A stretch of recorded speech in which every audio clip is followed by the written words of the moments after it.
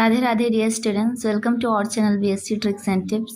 हम BSc first semester zoology का unit 2 discuss कर रहे हैं, जिसमें आज हमारा टॉपिक है माइटोकॉन्ड्रिया। आज की इस क्लास में हम माइटोकॉन्ड्रिया का स्ट्रक्चर एंड फंक्शन पढ़ेंगे। सो स्टार्ट करते हैं। Mitochondria after called the powerhouse of the cell are double membrane organelles responsible for generating most of the cell's energy in the form of ATP. We all know that कि mitochondria को हम power house of the cell कहते हैं। क्यों? क्योंकि जो cell की जो एनर्जी होती है उसको जनरेट करने का कार्य माइटोकॉन्ड्रिया ही करता है। माइटोकॉन्ड्रिया कहाँ होता है? जैसे कि ये हमारा कोई सेल है, ठीक है, और ये सेल का न्यूक्लियस है, और ये जो सेल का साइटोप्लाज्म होता है, साइटोप्लाज्म में हमारा माइटोकॉन्ड्रिया होता है। और ये जो माइटोकॉन्ड्रिया है इसका मेन फंक्शन होता है कि ये एनर्जी का प्रोडक्शन करता है इन फॉर्म ऑफ एटीपी, इसीलिए इसको power house of the cell कहा जाता है। Mitochondria possess their own DNA and replicate immediately through binary fission. Mitochondria के पास खुद का डीएनए होता है और वो रेप्लिकेट करता है बाइनरी फिजन के थ्रू। यहाँ पे देखिए माइटोकॉन्ड्रिया का स्ट्रक्चर दिया गया है। फर्स्टली हम इसको स्टडी कर लेते हैं। तो माइटोकॉन्ड्रिया हमारा कैसा होता है? डबल मेम्ब्रेनस होता है। तो ये इसकी क्या है? आउटर मेम्ब्रेन, और ये क्या है? Inner membrane. आउटर मेम्ब्रेन और इनर मेम्ब्रेन के बीच का ये जो स्पेस होता है इसको हम बोलते हैं inter membranes space.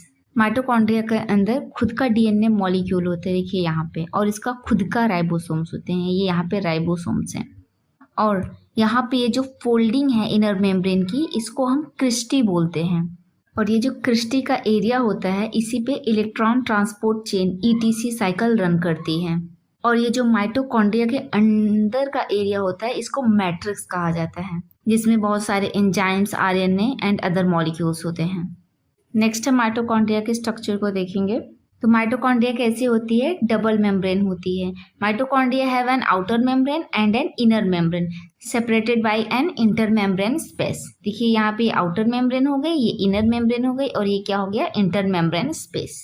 Outer membrane कैसी होती है? Relatively smooth and permeable to small molecules, small molecules के लिए परमिएबल होती है। इनर मेम्ब्रेन कैसी होती है? Highly folded into cristae, increase surface area for energy production.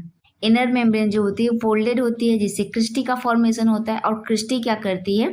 उस पर इलेक्ट्रॉन ट्रांसपोर्ट चेन रन करती है, जिससे एनर्जी का प्रोडक्शन होता है।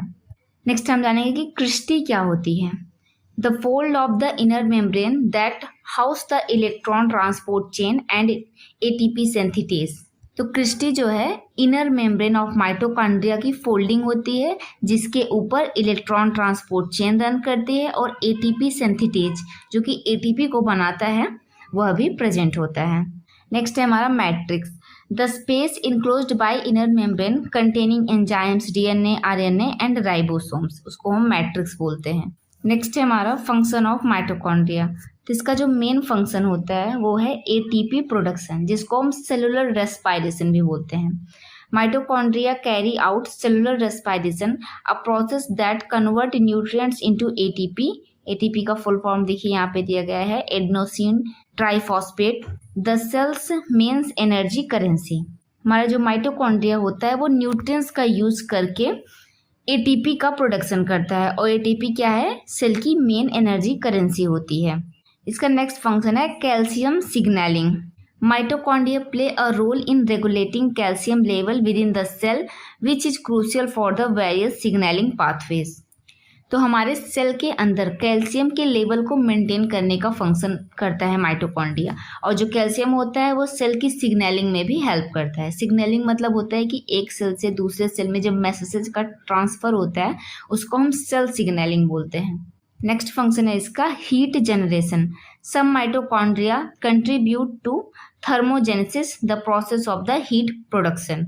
तो कुछ माइटोकॉन्ड्रिया जो होते हैं थर्मोजेनेसिस का प्रोसेस भी करते हैं, जिसको हम हीट प्रोडक्शन बोलते हैं। ओके स्टूडेंट, तो यहाँ पे हमारा टॉपिक कंप्लीट होता है। आई थिंक आज की ये क्लास आप सबको पसंद आई होगी। इसी तरीके की और वीडियोस के लिए चैनल को लाइक, सब्सक्राइब एंड शेयर करना ना भूलें, ताकि हमें मोटिवेशन मिलता है नेक्स्ट वीडियोस को बनाने के लिए। ओके स्टूडेंट्स, अपना ख्याल रखिए, पढ़ाई करते रहिए। राधे राधे।